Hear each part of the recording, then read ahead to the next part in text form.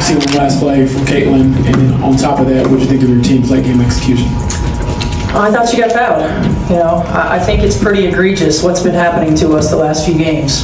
A minus 31 free throw discrepancy. And I might be able to understand it if we were just chucking threes, but we're not. We're attacking the... Stephanie White just stepped in and absolutely lit up the refs like they'd forgotten the rulebook existed. After weeks of Caitlin Clark taking hits that looked more like football than basketball, the Fever coach finally called out the chaos. Think coaches only rack up technicals? Not this time. This felt more like a full-on flamethrower moment. And now, the WNBA's favorite target might finally start getting some whistles. Get ready, the Fever just turned the pressure up and the refs are officially on notice. This don't make no sense, man. This don't make no sense. I think Stephanie White has had enough of all the bullshit going on in the WNBA. Caitlin Clark being hurt? Yeah, she might be hurt, but I don't believe it's to the magnitude of what people saying. I think this is a message they sending out that we've done taking all this roughhousing and no fouls and all this BS and ain't getting no foul call. Stephanie White just said what every Caitlin Clark fan, casual viewer, and even the half-asleep crowd has been thinking. This isn't being officiated like basketball. It's starting to look like survival out there. The whistles? Practically silent, unless Clark so much as exhales too hard.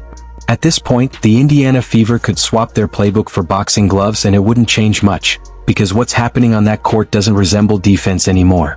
It's not just physical, it's crossing into chaos. And with the WNBA officials letting it slide, the line between hard play and outright punishment is getting harder to ignore. So as you can see after the game, Caitlin Clark and Sophie are both running up to the referee here. They are both so upset and the referee is just walking away from them. He won't even look at them in the face. He keeps turning, like Sophie even went up at one point and is like tapping on his arm. He would not even look at them. You guys, I have watched so much basketball in my lifetime, so much NBA, so much professional basketball. It's comical at times when you see the players after the games talking to the refs, because a lot of them end up knowing each other at a certain point because they've reffed their game so many times. The fact that this referee wouldn't even acknowledge the players was kind of crazy to me. Like when I saw that, I said, this is really strange, because the referee should have enough confidence in the calls that they made to at least discuss. You should be able to at least discuss something with the players, because a lot of times players will go up and be like, why did you call that? What did you see? What was going on? And there's a back and forth that's happening. This guy's literally running away from them. Let's be real, these aren't fouls, they look like straight up muggings in front of 15,000 fans, full cameras rolling, and a national broadcast. There's more contact in a single Indiana Fever possession than in 10 family reunions combined. And somehow the whistles stay quiet. The refs are watching it unfold like it's background noise, letting everything slide as if bruises come with bonuses. No sense of balance, no effort to even sell fairness, just chaos playing out in real time. When a player like Caitlin Clark keeps taking hit after hit with little response, it stops feeling like tough defense and starts raising serious questions about how the game's being called in the WNBA. If anything, this should be a lesson to the league and a lesson to the officiating, because the amount of contact that is allowed without a foul call and the amount of physicality that Caitlin Clark has to battle through being double teamed and triple teamed, and honestly, it's mostly just not being called for these fouls, needs to be assessed. Caitlin Clark is the league's star player, whether you like it or not. It shows in the bottom line. It shows in the revenue. It shows in the viewership numbers. Every which way you turn, it shows. Let's call it how it looks. The WNBA says it wants growth, ratings, respect. Then turns around and lets its biggest draw, Caitlin Clark, get knocked around like open season. That's not a great look for a league trying to elevate its product. The frustration isn't just about physical play, it's about consistency. When the whistles disappear on obvious contact, it stops feeling like letting them play, and starts feeling like the standard isn't being enforced equally. Fans don't expect softness, they expect fairness. Moments involving players like Dejanai Carrington have only amplified that conversation, especially when replays circulate and people feel like calls were missed.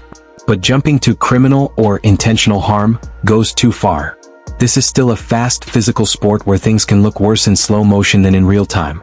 Still, the bigger issue stands. If the league wants credibility, it has to protect its players and its stars the same way every major sport does. Because when the conversation shifts from skill to survival, something's off, and the noise around officiating only gets louder. Now, this is what I'm going to say about this situation, is the Fever players, you got to know, this is how they're going to ref your games. They're going to let Caitlin Clark be held, be hand-checked, have her arm chopped, and they're barely going to call fouls. Because of players are going to get away with what they get away with. If you allow a player to foul a player all game long, guess what? They're going to foul them all game long. Stephanie White isn't holding back anymore. She's clearly fed up, and honestly, you can see why. She's trying to coach real basketball while dealing with a level of physicality that keeps pushing the line, and inconsistent officiating that doesn't help settle things down. This isn't just about one game or one moment. It's about trust. When calls feel uneven or go missing entirely, it creates doubt. Fans start questioning what they're watching, and whether the same standard applies to everyone on the floor. That's where the frustration really builds. And with a spotlight player like Caitlin Clark, everything gets amplified. Every missed whistle, every hard hit, it all becomes part of a bigger conversation about how the WNBA is handling its rising stars and its overall product. But it's important to stay grounded. There's no clear evidence of anything intentional or targeted at a league level. What is clear is that the perception of inconsistency is growing, and perception matters. If fans start feeling like the game isn't being called fairly, it affects how much they invest, emotionally and otherwise.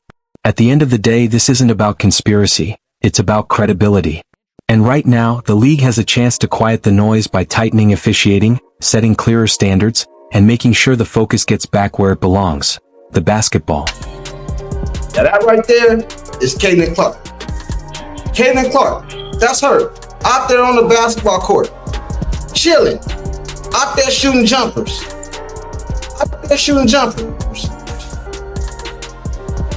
Y'all see that?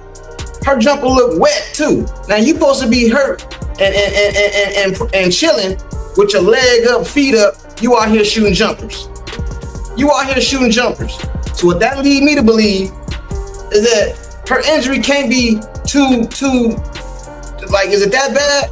They say it's a grade 1. Okay, cool. Even if it's a grade 1, would you be out there shooting jumpers? Caitlin Clark is at the practice arena shooting 3-pointers. This might just be a message that Stephanie is like, you know what? Y'all ain't gonna do nothing. Y'all ain't gonna fix this. Y'all gonna keep letting my player get hound. Okay, cool. I'm gonna hit you where it hurt. I'm gonna hit y'all in your pockets. The frustration you're describing is exactly what's fueling the conversation right now, but some of those conclusions are getting a bit ahead of the evidence. There are real concerns about how physical games involving Caitlin Clark have been called, and Stephanie White speaking up only amplified that. When coaches start publicly questioning officiating, it usually means the issue has been building for a while. But the idea of Clark sitting out the season or heading overseas isn't really grounded in how the system works. WNBA players, including stars, often play internationally in the off-season for higher pay, not as an escape from officiating. It's a structural thing, not a respect versus disrespect situation. And leaving mid-season would come with major contractual and career implications. As for leadership, Kathy Engelbert is ultimately responsible for the league's direction, including officiating standards and player safety. But calls for removal based on a stretch of controversial whistles probably won't gain real traction unless there's consistent, league-wide failure over time, not just viral moments and fan frustration. Where your point does land is this: perception matters. If fans start feeling like stars aren't being protected, or that games aren't being called consistently, it chips away at trust in the WNBA product. That's a real risk. At the end of the day, the solution isn't dramatic exits or conspiracy theories, it's accountability in officiating. Call the obvious fouls, set a clear tone early, and protect players equally. Because if the conversation keeps drifting away from skill and toward survival, that's when the league actually has a problem. Now, this is what I'm going to say about this situation, is the Fever players, you got to know, this is how they're going to ref your games. They're going to let Caitlin Clark be held, be hand-checked, have her arm chopped, and they're barely going to call fouls. Because of players are going to get away with what they get away with. If you allow a player to foul a player all game long, guess what? They're going to foul them all game long. I get the frustration, but some of that framing jumps past what we can actually support. Kathy Engelbert isn't sitting there deciding to let players get roughed up, and there's no credible evidence the league is sabotaging Caitlin Clark or any other star. What is real is the perception problem. When high-contact plays don't get called consistently, it feels like stars aren't being protected, and that's damaging in its own right. On accountability, the WNBA, like other pro leagues, does review officiating internally, games are graded, calls are evaluated, and refs can be disciplined or left off assignments. It's not always public, which is why it can look like nothing happens, but that doesn't mean there's zero oversight. That said, the lack of transparency does feed the frustration you're talking about. Where your point hits hardest is consistency. Players don't need special treatment. They need a clear standard. What's a foul in Q1 should be a foul in Q4. What's a foul for one player should be a foul for all. Obvious contact shouldn't be ignored just because the game is physical.